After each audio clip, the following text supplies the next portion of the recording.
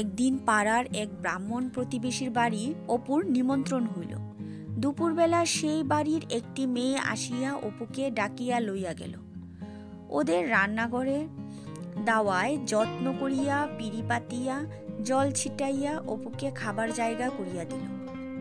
যে মেয়েটি অপুকে ডাকিতে আসিয়াছিল নাম তার অমলা।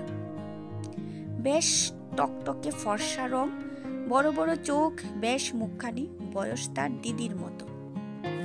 অমলার মা কাছে বসাইয়া তাহাকে খাওয়াইলেন। নিজের হাতের তৈয়ারি চন্দ্রপুলি পাতে দিলেন। খাওয়ার পর অমলা তাহাকে সঙ্গে করিয়া বাড়ি দিয়া গেল। সেদিন বৈকালে খেলিতে খেলিতে অপুর পায়ের আঙ্গুল হঠাৎ বাগানের বেড়ার দুই বাঁশের ফাঁকে পড়িয়া আটকাইয়া গেল। টাটকা চেরা নতুন বাঁশের বেড়া, আঙ্গুল কাটিয়া রক্তারক্তি হইল। অমলা ছুটিয়া আসিয়া পাখানা বাঁশের ফাঁক হইতে সাবধানে বাহির না করিলে গোটা আঙ্গুলটাই হয়তো কাটা পড়িত। সে চলিতে পারিতেছিল না। অমলা তাহাকে কুলে করিয়া গোলার পাশ হইতে পাথরকুচি পাতা তুলিয়া বাটিয়া আঙ্গুলে বাঁধিয়া দিল। পাছে বাবার কাছে বকুনি খাইতে হয় এই ভয়ে অপু একথা কাহারও নিকট প্রকাশ করিল না। অপু অমলার সঙ্গে তাহাদের বাড়ি গেল। অমলা তাহাদের আলমারি খুলিয়া কাচের বড় ম্যাম পুতুল, মোমের পাখি, শোলার গাছ আরো কত কি দেখাইল। কালীগঞ্জের স্নানযাত্রার মেলা থেকে সেসব নাকি কেনা। অপু জিজ্ঞাসা করিয়া জানিল কত নতুন নতুন খেলার জিনিস। একটা রাবারের বাদর, সেটা তুমি যেদিকে যাও তোমার দিকে চাইয়া চোখ পিট পিট করিবে। একটা কিসের পুতুল, সেটার পেট টিপিলে মৃগী রুগীর মতো হঠাৎ হাত পা ছুড়িয়া দুহাতে খঞ্জনি বাজাইতে থাকে। সকলের চেয়ে আশ্চর্যের জিনিস হইতেছে একটা টিনের ঘোড়া। রানুদির কাকা তাহাদের বাড়ির দালানের ঘড়িতে যেমন দম দেয়, ওই রকম দম দিয়া ছাড়িয়া দিলে সেটা ঘর ঘর করিয়া মেজের উপর চলিতে থাকে। অনেক দূর যায়, ঠিক যেন একেবারে সত্যিকারের ঘোড়া। সেইটা দেখিয়া অপু অবাক হইয়া গেল। হাতে তুলিয়া বিস্ময়ের সহিত উল্টাইয়া পাল্টাইয়া দেখিয়া অমলার দিকে চাহিয়া বলিল, এ কিরকম ঘোড়া, বেশ তো। এ কোথা থেকে কেনা, এর দাম কত? তাহার পর অমলা তাহাকে একটা সিঁদুরের কৌটা খুলিয়া দেখাইল। সেটার মধ্যে রাঙা রঙের একখানা ছোট রাংতার মতো কি। অপু বলিল, ওটা কি? রাংতা? অমলা হাসিয়া বলিল, রাংতা হবে কেন? সোনার পাত দেখনি? অপু সোনার পাত দেখে নাই। সোনার রং কি অত রাঙা? সোনার পাতখানা নাড়িয়া চাড়িয়া ভালো করিয়া দেখিতে লাগিল। অমলার সহিত বাড়ি ফিরিতে ফিরিতে সে ভাবিল, আহা, দিদিটার এসব খেলনা কিছুই নেই। মরে কেবল শুকনো নাটা ফল আর রড়ার বিচি কুড়িয়ে, আর শুধু পরের পুতুল চুরি করে মার খায়। তাহার দিদির বয়সী অন্য কোনো মেয়ের খেলনার ঐশ্বর্য যে কত বেশি, তাহা সে এ পর্যন্ত কোনোদিন দেখে নাই। আজ তুলনা করিবার সুযোগ পাইয়া দিদির প্রতি গভীর করুণায় তাহার মনটা যেন গলিয়া গেল। তাহার পয়সা থাকিলে সে দিদিকে একটা কলের ঘোড়া কিনিয়া দিত, আর একটা রবারের বাদর। তুমি যেদিকে তাকাও তোমার দিকে চাহিয়া সেটা চোখ পিট পিট করিত। বধূর কাছে এক জোড়া পুরনো তাস ছিল। ঠিক এক জোড়া বলা চলে না, সেটা নানা জোড়া তাসের পরিত্যক্ত কাগজগুলি এক জায়গায় জড়ো করা আছে মাত্র। অপু সেগুলি লইয়া মধ্যে মধ্যে নাড়ে চাড়ে।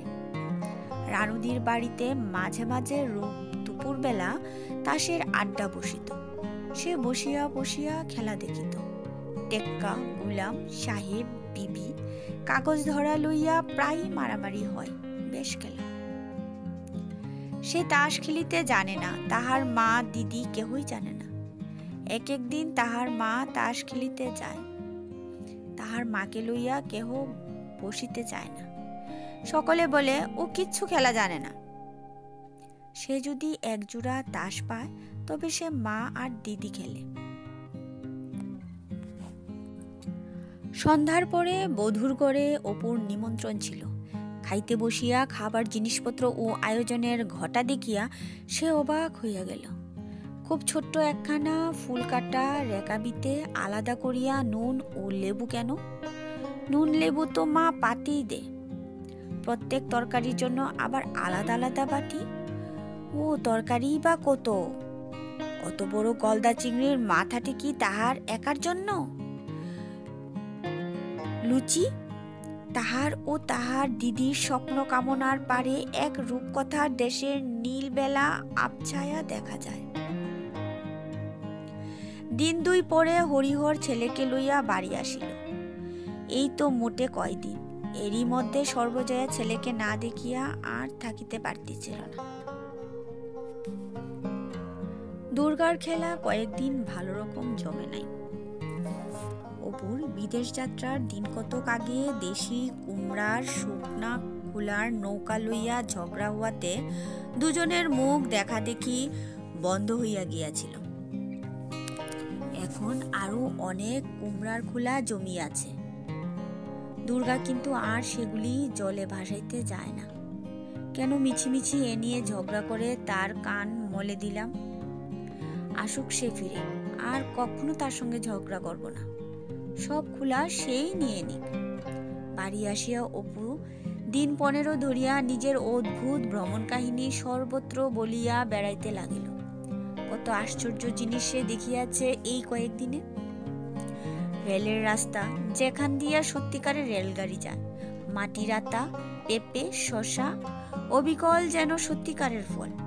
সেই পুতুলটা যেটার পেট টিপলে মৃগীরুগীর মতো হাত পা ছুড়িয়া হঠাৎ খঞ্জুনি বাজাইতে শুরু করে। তারপর অমলাদি কত দূর যে সে গিয়াছিল, কত পদ্ম ফুলে ভরা বিল, কত অচেনা নতুন গা পার হইয়া, কত মাঠের উপরকার নির্জন পথ বাহিয়া, সেই যে কোন গায়ের পথের ধারে কামার দোকানে বাবা তাহাকে জল খাওয়াইতে লইয়া গেল। তাহারা তাহাকে বাড়ির মধ্যে ডাকিয়া লইয়া গিয়া যত্ন করিয়া পিড়ি পাতিয়া বসাইয়া দুধ চিড়ে খাইতে দিয়াছিল। কোনটা ফেলিয়া সে কোনটার গল্প করে। রেল রাস্তার গল্প শুনিয়া তাহার দিদি মুগ্ধ হইয়া যায়। বারবার জিজ্ঞেস করে, কত বড় নোয়াগুনো দেখলি অপু? তার টাঙ্গানো বুঝি খুব লম্বা? রেলগাড়ি দেখতে পেলি? না, রেলগাড়ি অপু দেখে নাই, ওইটাই কেবল বাদ করিয়াছে।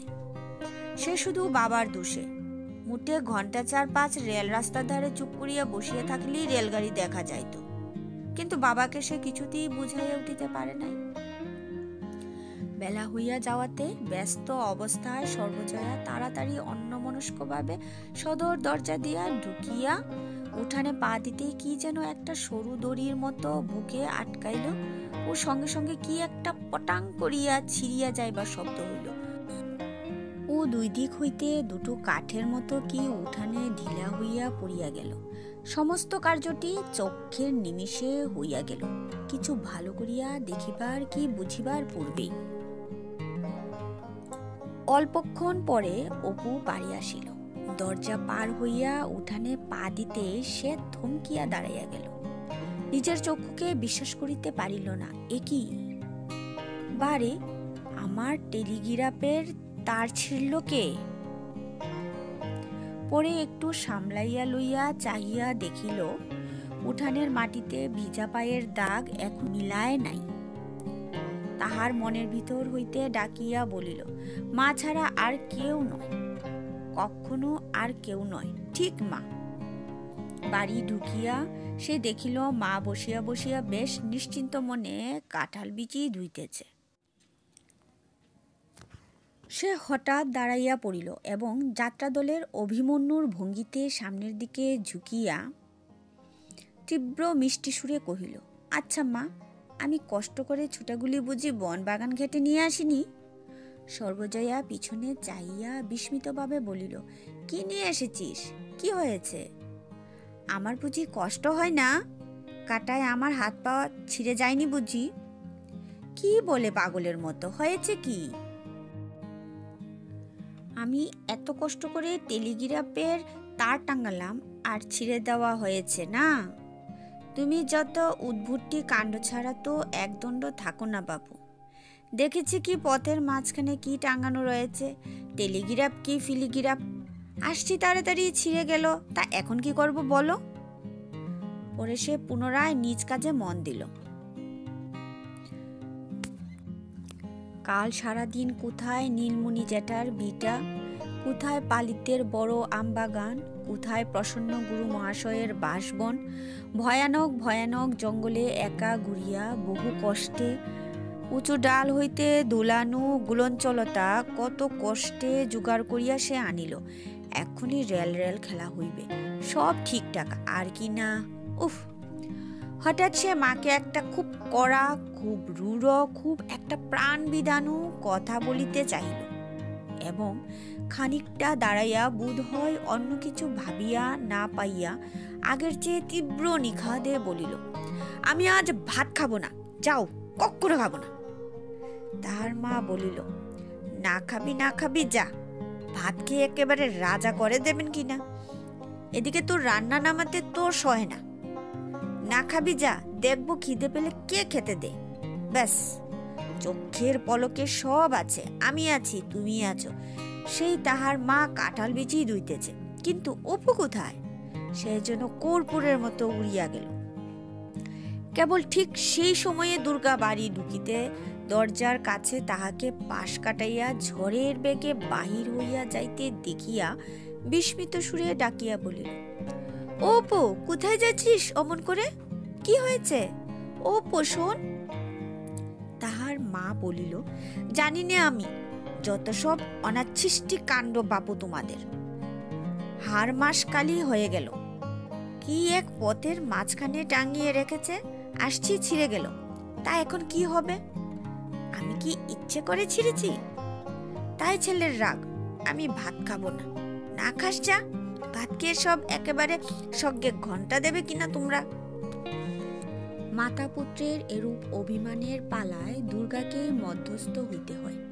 সে অনেক ডাকাডাকির পরে বেলা 2টার সময় ভাইকে খুঁজিয়া বাহির করিল। সে শুষ্ক মুখে উদাস নয়নে ও পাড়ার পথে রায়েদের বাগানে পড়ন্ত আমগাছের গুড়ির উপর বসিয়াছিল। বৈকালে যদি কেহ অপুদের বাড়ি আসিয়া তাহাকে দেখিত, তবে সে কখনোই মনে করিতে পারিত না যে এই সেই অপু যে আজ সকালে মায়ের উপর অভিমান করিয়া দেশত্যাগী হইয়াছে। উঠানের এ প্রান্ত হইতে ও প্রান্ত পর্যন্ত আবার তার টাঙ্গানো হইয়া গিয়াছে। অপু বিস্ময়ের সহিত চাহিয়া চাহিয়া দেখিতেছিল, কিছুই বাকি নাই, ঠিক যেন একেবারে সত্যিকার রেল রাস্তার তার।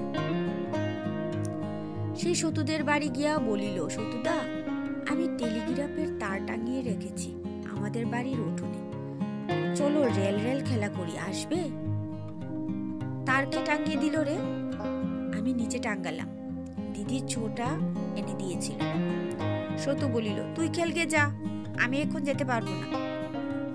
অপু মনে মনে বুঝিল, বড় ছেলেদের ডাকিয়া দল বাঁধিয়া খেলার জোগাড় করা তাহার কর্ম নয়, কে তাহার কথা শুনিবে। তবু আরেকবার সে সতুর কাছে গেল। নিরাশ মুখে রুয়াকের কোনটা ধরিয়া নিরুৎসাহ ভাবে বলিল, চলো না সতুদা, যাবে?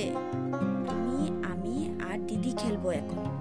পরে সে প্রলোভনজনক ভাবে বলিল, আমি টিকিটের জন্য এতগুলো বাতাবি লেবুর পাতা তুলে এনে রেখেছি। সে হাত ফাঁক করিয়া পরিমাণ দেখাইল, যাবে? সতু আসিতে চাহিল না। অপু বাহিরে বড় মুখ ঝোড়া। সে আর কিছু না বলিয়া বাড়ি ফিরিয়া গেল। দুঃখে তাহার চোখে প্রায় জল আসিয়াছিল। এত করিয়া বলিয়াও সতুদার মন বিচিল না। পরদিন সকালে সে ও তাহার দিদি দুজনে মিলিয়া ইট দিয়া একটা বড় দোকানঘর বাঁধিয়া জিনিসপত্রের জোগাড়ে বাহির হইল। দুর্গা বন জঙ্গলে উৎপন্ন দ্রব্যের সন্ধান বেশি রাখে। দুজনে মিলিয়া নোনা পাতার পান, মেটে আলুর ফলের আলু, রাধালতা ফুলের মাছ, তেলাকুচের পটল, চিচিরের বরবটি, মাটির ঢেলার সৈন্ধব লবণ আরো কত সংগ্রহ করিয়া আনিল। আনিয়া দোকান সাজাইতে বড় বেলা করিয়া ফেলিল। অপু বলিল, চিনি কিসের করবি রে দিদি? দুর্গা দুর্গা বলিল, বাঁশতলার পথে সেই ডিবিটায় ভালো বালি আছে, মা চাল ভাজা ভাজবের জন্য আনে, সেই বালি চল আনিগে, সাদা চকচকে করছে, ঠিক একেবারে চিনি।